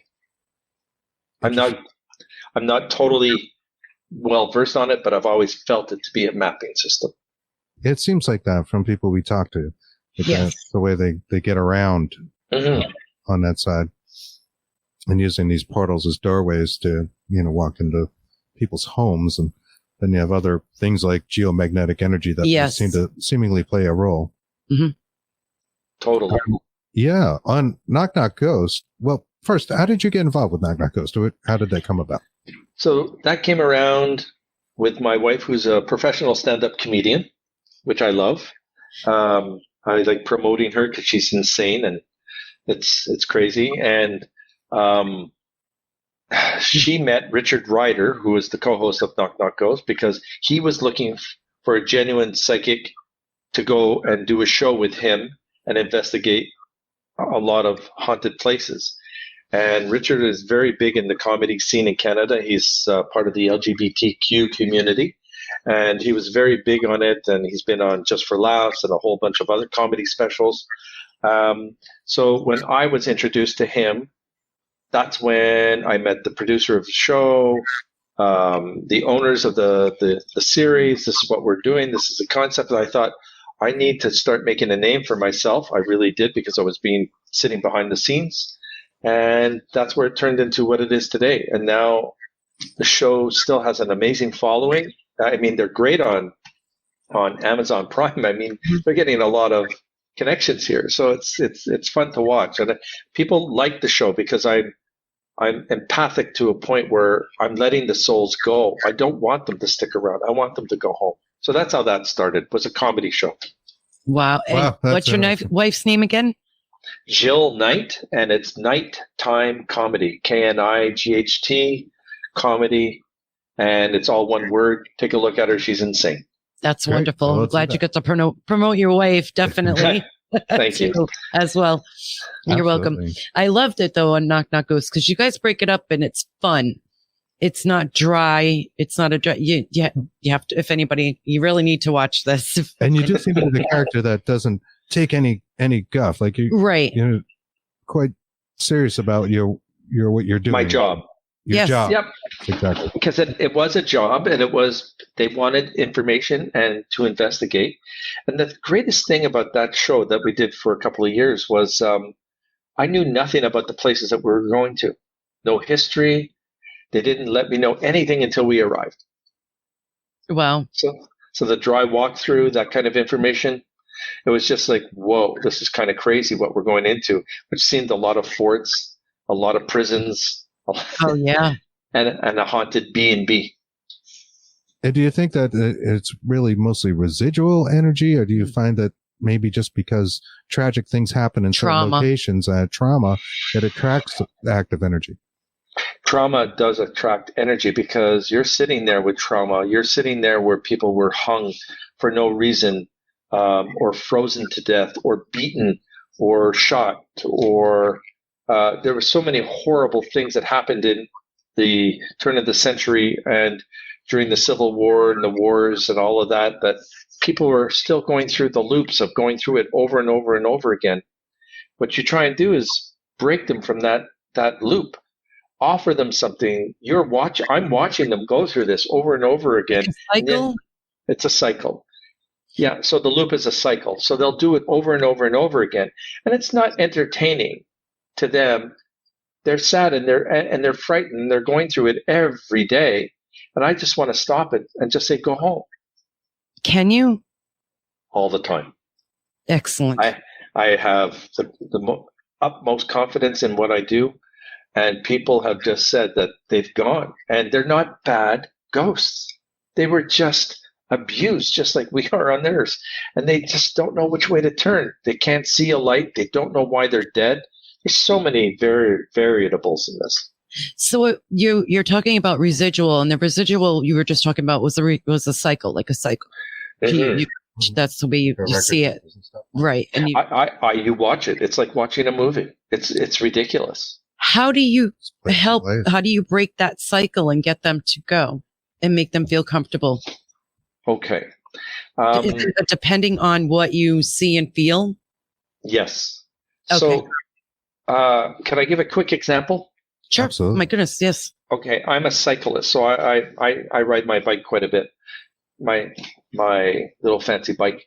And if you go the paths that I do here in Toronto, you've seen cyclists that have been hit by cars or passengers or pedestrians just walking across the street and getting hit. So I was at this specific corner where this woman got hit, and I'm usually saying, hey, go to the light, everything's going to be okay, or you walk with them as they're going through it all. They're not paying attention to you. And it was over and over and over again. I could not get this woman to stop getting hit in this intersection. So I had to think about it. I had to find out the history of who was killed at that intersection. I found out that she was a librarian, and she was rushing to go to work, allegedly. So what I did was I grabbed a book, and I put the book in the street on the crosswalk. She broke her own cycle by looking at the book. Why is a book on the street? I got her attention, and I said, look, there's the light. Someone's calling you. Go. And she was gone just like that. You have to find things. That's excellent. An excellent example. That's a really good example. Thank you. Thank you. Thanks. You're welcome. You were going to say something about, about the rose quartz. Oh, rose quartz is awesome in protecting you because it really is like throwing water on the Wicked Witch of the West. It just attacks them. It's like kryptonite to Superman. I don't know how else to explain it, but I have just watched people who wear that crystal, and they just turn around and leave. They walk out of a room. I like it, and I think it was meant for me because every time I put it on, I get chills, and I feel love, very, very, a lot of, like, much love in my heart. So that's the polished one that I would wear with me. Oh, that's really nice. On the camera. So thank you. And this is a raw one. They look like amethyst. That looks like amethyst, right? Yeah, it looks like amethyst. Yep. Yeah, this one's more pink. Well, they're in the same. oh, it's the sorry. rose Hang on, rose quartz. No, that's okay. I love amethyst. Purple is my thing. Believe me. Sorry. I had those rose quartz. Here we go. Here's my raw. Nice one. There's my raw. That's beautiful. Okay. Yes. Here's the tumbled. Oh, yes. So what that does, it protects fertility. It protects women. It watches out for you. It incites positive energy. It takes away any, if someone's criticizing you all the time, have that, put it, I tell women, because my wife, she says, put it in the left cup of your bra and keep it there. Oh my God. And it's the left cup because it's the heart chakra side. So it's always healing and it's always recharging.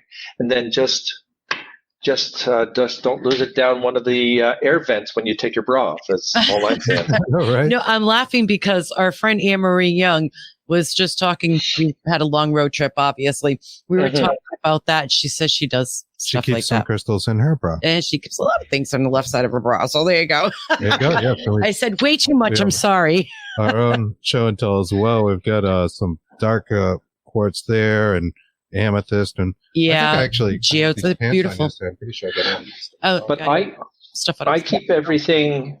I keep everything in the window as often as possible to give the energy and return it. Okay. Right. So you like the sunlight sun or and the moonlight or both? Both. Yes. Right now the sun is in Libra, okay? As Aries is in Libra. And so I'm a Libra. So what happens here is everything is light. Everything feels good to me, even through Mercury in retrograde. But you always have to be aware of what's around you and pay attention to what you're doing. Again, I tell everyone, you white light yourself. If that's not working, take and imagine a mirror and have the mirror on introverted all around your body so that anybody that is sending you bad energy will just turn around and bounce right back at them and you're protected. But mirrors are a big, big deal for me. Okay. Yeah. Explain. Chris's neighbor has mirrors all in her windows. They have mirrors in their window and they have their traditions. And I think of that too. And I've thought of that like being covered in mirror and it's to repel whatever's coming at you if you feel like you're being attacked in some way. I think that's whenever I walk into any situation, I'm always prepared that way. Always. Anne-Marie says that is exactly what I do. Mm-hmm. So there you go. That's pretty cool. Now you guys use ITC a lot on your show, and I think that's great because we're big fans of ITC and spirit boxes and stuff like that. Was that you're doing, or was? No, they wanted, because what happens here is the regular Joe, the regular Jill, they have situations where they need to feel or hear something that we do. The spirit box of any side will always give off some kind of information. You just have to listen to it very closely. And usually they'll give you the information that you're looking for. And a spirit box, they're drawn to energy and they go right for it. It's one of the best ways of communicating with the spirit world, 100%. Excellent. But I never used it until the show. Oh, is that right? No okay, kidding. So I didn't know if you had a background in it. That's where I was on there. No, not at all. Sorry, I just only used it in the show. Don't be sorry, we were just curious. You guys used a lot in the show. We did watch quite a few episodes, and I noticed you had the spirit box in a lot of them. So much so that I brought a spirit box. Yeah, beautiful. Although I'm not sure what I'd like to do a little ITC experiment with you, but I'm not sure what kind of questions we should ask. Well, I want to know if we should ask about Kristen and her about what you did in the Civil War.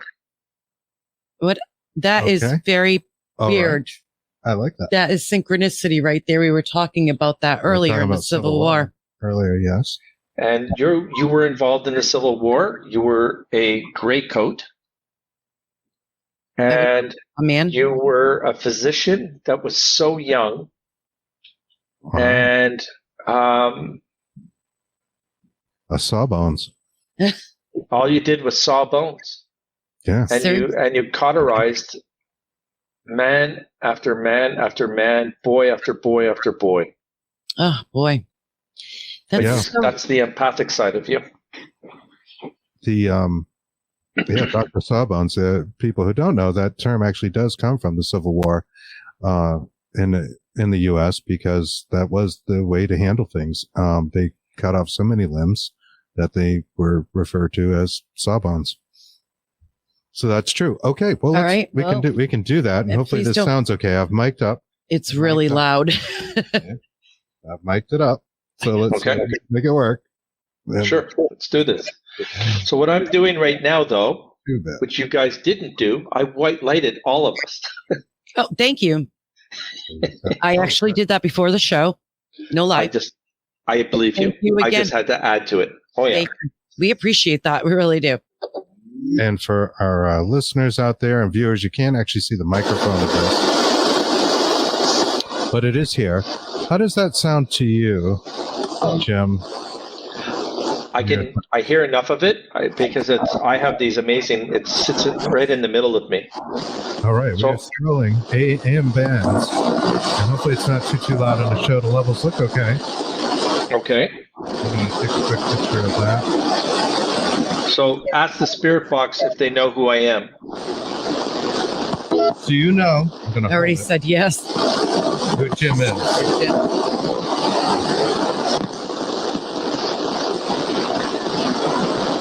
Can you tell us any of our names?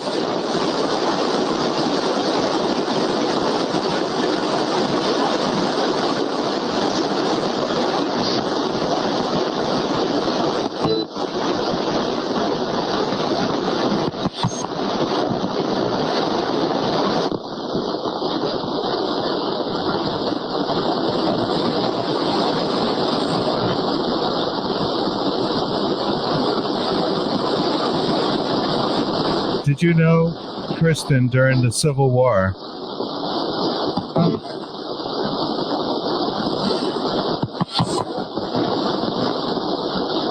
Kind of hear a little yes on that. I heard a yes, but I'm just like, because it comes in, see, it'll wake up more when I talk, you see?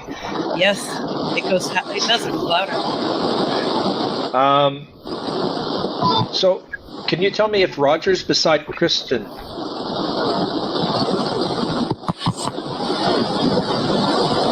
Something tried to say something. Yeah. Are you Roger?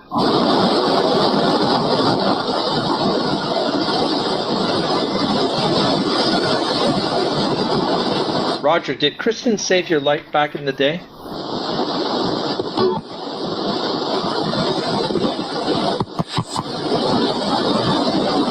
And I get that same sound. And I did hear something else in there. I am recording. This obviously would have been a live stream, but I got a better recorder to play this back later as well. Is Chris here to protect Kristen?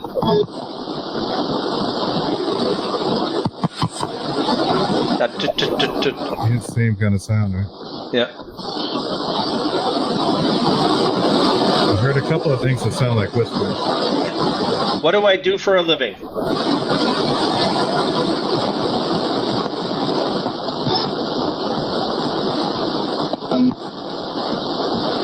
Read.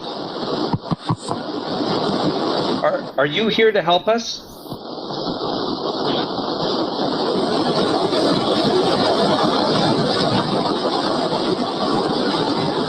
Do you like Chris's tattoo?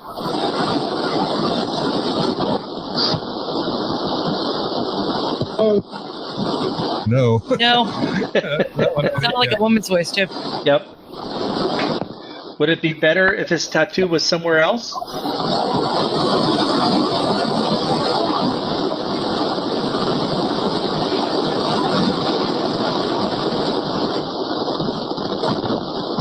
So, when I ask, I feel like there's a Charles beside you now, Chris. Who's Charles? Are you beside Chris?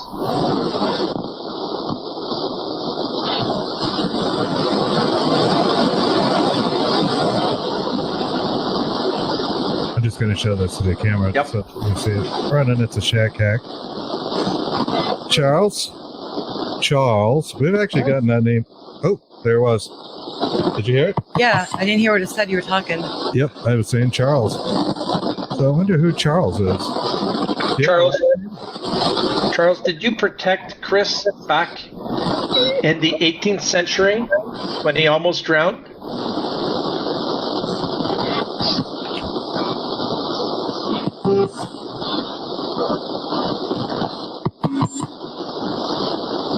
That's pretty cool. Are you happy with Chris right now?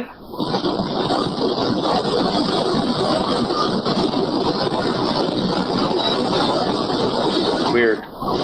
I picked up something very faint. I am a Canadian. Somebody said that, so I just wanted. That was weird. Wow. That was really cool. Thank you for doing that with us. Yes. No problem. It's fun. That was awesome. I enjoyed the heck out of that. I think our listeners will that's a treat for our viewers as well. And they get to see something that you might do on your show. So we really appreciate it.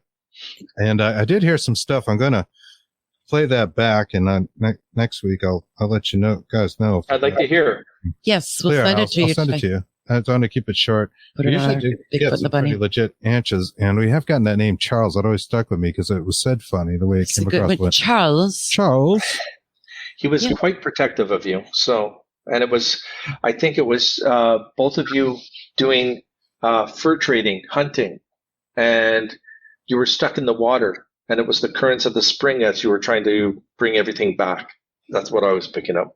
Wow. That's interesting. I saved a child, and I was a child, from drowning. I was a really good swimmer when I was a kid at an early age. And I always felt like there was something to that. He was going under. He went under the 3 times, and he was caught in a current in a swim. And wow. And I despised this kid. We were like enemies in summer camp. So it was big of me to go and save him, I guess. That was. But that was a contract for you, Chris. That was a contract. So that's a spiritual contract. Right. There you go. Oh, well, hopefully it doesn't matter. Sometimes it's just like you look at yourself, go, whoa. But that was a release for you no matter what. I've wondered if it played a factor in my life at some point. It kept me alive. Mm-hmm. Yeah. I've had a few crazy experiences. It's insane. There was one more question I wanted to ask you. That's my new book. One more question. Oh, there you go. You really need to write one. We keep telling you that. But you've heard about the old hag syndrome, sleep paralysis. What do you believe? What, in your opinion, what do you think that is? I do believe that it's not just one entity that can hold you captive like that. It's multiples. They can't work on their own. They're not that strong. And I think they work well in numbers. And they're there to frighten you. They're there to kill you. They're there to control you. I agree with you 100% on that. Now that leads me to shadow people. Mm-hmm. Do you believe they're the same entity? 100%. Me too. Thank you. Interesting. They're clarifying that. The shadow people are unbelievable, and they are a controlled spirit. Intelligent and manipulative, narcissistic. There's everything about them. They are really, really bad. I grew up with that since I was very little, and I can't even look at these things. So I did too. Put that comment back. I heard a little girl say hello, and I thought it was that's why I keep tapping. Okay. Joshua Dixon had posted, for those listening, that I heard a little girl say hello, and that worked. I didn't hear it, so I'm sorry. But Joshua, how long ago was this? Was this like 28 years ago? I think he's referring to the Spirit Box session. Okay, because I feel like there was something 28 years ago of a loss of a child. Oh, I'll let him answer that. In reference to the old hag, the little tidbit, we bring that up because I actually saw the old hag before I knew there was an old hag syndrome. Oh, wow. And it was just as they describe it, and it's been going on documented for hundreds of years, but it may be a lot longer than that, like an old crone. And the most common bit of phenomena that goes with that is she's sitting on your chest and people feel like they can't breathe and they're in a moment of sleep paralysis. I felt like I was drowning. Actually, there you go, drowning, right? That's Again. right. You just said, yeah. And I felt like I was drowning, and that somehow this old woman was chasing me with like the black nose, and this looked like a typical, like you would imagine a crone. And then I came across that history. So whether I'd seen it maybe subliminally somewhere or just didn't notice it or retain it, I had that experience. We retain a lot of spiritual energy and information that others don't have, Chris. So you never have to think about something that might have popped up in your past of things that you do. It's an actual history inside of you that is opening up other doors. You just have to look at yourself and just say, I'm taking that belongs to me. I'm going to say it because it belongs to me. Don't give us a second guess. You were actually very accurate in what you were saying. And I'm not putting you on the spot. I'm just saying we have to deal with our words and what we do, because I listen to it every day. I've lost a lot of friends. I've lost a lot of family because of what I do for a living. Joshua replied, he said, the spirit box, but we lost my brother 5 years ago. I did almost die, though, 28 years ago. Okay, thank you. I just couldn't make it up because I'm not with you. I don't have you in front of me, Joshua. But listen, your brother is the one that's protecting you 100%. I would tell you that, not just because it's said there, but he's the one who stays on your left at all times. And he's the one who short sheets your bed because you were such a dick to him in the past. Well, hey, blunt. I love it. And to the point. Sheet your bed. I like it. I like it. And says, when people who see those shadows and hag, if not strong enough to find themselves on a spiritual journey, some are not ready for. Maybe. It was kind of frightening. I've had astral experiences and was familiar with that and viewed it as a lucid dream astral experience, being chased by the what would be the old hag syndrome. But Jim, I think you touched on something pretty good there. I don't know if you were referring to the collective consciousness, about the information just being around us at any time to take. Yes. Do you think that is like a sort of database, or what is it to you, the collective consciousness? Again, I can go all the way back to the way that our souls grow, and we get to hear that and appreciate it a lot more as we get into each soul life. You are an old soul, Chris, and there's a lot of stuff and a lot of things that the spirit world is trying to communicate with you. The heart situation that you've had is because you weren't taking care of yourself and you weren't listening to your body and you weren't listening to the spirits who warned you ahead of time. They did. And it was the one that you were driving before you had this heart attack, the one you came home from a drive or something. And there was something that you weren't paying attention to. I'm not and you sure. had a lot of ravens or crows around you at that time too. Maybe this raven over here. Yeah. I'm not sure, but I do agree with you 100%. I feel that. I feel like sometimes they do try to communicate with me and I just don't listen. And it's like, oh, they would tell me the whole time, just stop doing this behavior you're doing. It's obviously screwing you up. It is. It's an interesting way to look at things because we always think that we have voices in our head or it's us just tricking ourselves. And we know, and we're the only person that knows if we're lying to ourselves or we're not feeling right about something. It's just that we can't explain it to the other person or our partner beside us because they won't get it.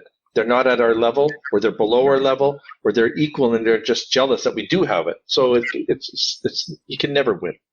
No. We understand though. I'm looking. Did you have something? I had a question. I'm looking for someone's question. She said she put her birth date in like 2 times and I can't find her question. I feel so bad. Well, if we don't get to everybody in time, you can book time with Jim and you can speak to him directly at jimhuntofficial.com. Gonna throw that out there again. And the money is in Canadian, right? So it's in Canadian, so you're getting the break. You get a little break there. So Joshua said, wonderful guest. Must have him back. You booked gold this afternoon. Oh, thank you. Oh, my gosh. Oh, we do. I do see the birthday. I think this was one person we didn't get to. Jennifer. Okay. So maybe we'll do that real quick. And let's see, Jennifer. Jennifer says 8261. Jennifer Carnahan. Okay, now I'm Canadian. So is that August 2nd or is that February 2nd? That's a good question. Sorry. No problem. Because it'll make a big difference. Because Leos have been struggling for the last 7 years. And if you're February 2nd, it's the Aquarius, which is struggling emotionally with friendships and relationships. And they feel alone.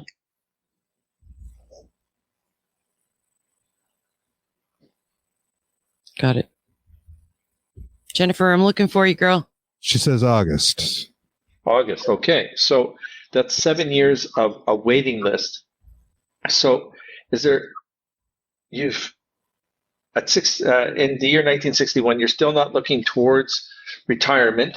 It's not happening yet, but there's a whole major change of opportunity and your lower back won't hurt as much this year. So just understand that that's going to be a lot better for you. There's going to be less of a struggle emotionally with the rest of the family. And it's not that you're cutting them off. You're just not going to be the doormat anymore. So that's going to be really good. And your youngest child is going to talk to you more often. Okay. That's what I got. Wonderful. Okay, great. Yeah, let me just clear these up. Excellent. Thank you so much. So, yeah, this has been a really good time. Where's the best place for people to find you, Jim? Is it that Jim? It's at jimhuntofficial.com. I'm on Instagram at jimhuntofficial, Twitter, jimhuntofficial. I have the Facebook is JG Hunt Consulting. I'm having a hard time with Facebook to make them change it to Jim Hunt Official. I don't know why, but that's what the situation is. My hours are weird. They're from 9 a.m. to 3 p.m. Monday through Thursday. I have been doing this for so long, people. I take a 3-day weekend. Friday, Saturday, and Sunday is to be spent with my family. I book special hours for people. So if I'm available, there's a different cost because I'm coming on for prime time for you. And if the people need to have me at 7 o'clock at night, I can do it, but the rates change at that point. I'm just trying to be honest, upfront, and real. There are no surprises there. No, that's excellent. They get mad at me. A lot of people get mad at me. I get a lot of hate mail about me only being open 9 to 3, but it's the best that I can do with my own family. Right. You have to spend time and take care of yourself as well. Absolutely. Family first. And if I can honestly say, I get a lot of questions sent to me by email. I have a personal assistant. She checks them, not me. And I cannot answer the 50 to 60 questions I do get daily. I just can't. I can't imagine. Sorry. It's fun, but it's like I feel bad. The empathic side of me, I just want people to know that I'm not ignoring you. I'm not. Well, we hope that you have something in the works. Yeah, we look forward to seeing you in something besides Knock Knock Ghost coming up. Well, I'm working on something. It's going to be happening very soon. It is one of the most exciting things that has ever happened to me in my years of life because I get to do this and I get to do something that I love. If you follow me, and I'll be able to announce it probably in the next couple of months, and then I'm going to let everyone know. But we're going to have a lot of fun with it because after the show, I got to ask you a few questions about some places that I wanted to talk to you about and maybe get you on the show too. Oh, awesome. Wonderful. Thank you. I'm super interested in that. Great. Yeah. Yeah, that's awesome. And just stay on with us. Yep. The stream will continue and we'll be off air. So want to say thank you to so all much. There's a whole bunch of birthdays and stuff flooding in. I think we could keep Jim here for hours and hours doing this because everybody's like, oh, wait, I didn't get my time. Donna's still saying still asking about her third guide. Yeah. Donna, I forget. I think that we had somebody that was, I forget what it was now. It was something about. We had a golfer and We had money, and then there was a third one, and that was the one that I would have to just sit and focus, and I might have to give that up another day. All right. And then she can always reach out to jimhuntofficial.com. Yes. So we appreciate it. And we appreciate your audience too, and all you guys for all your questions. Thank you. Totally appreciate you being here. So thank you, everybody. We'll see you next week. That's all we got for Happy Saturday and have a great weekend. Enjoy. Happy Thanksgiving, Canada. Happy Thanksgiving, Canada. That's right. Right on. Bye-bye.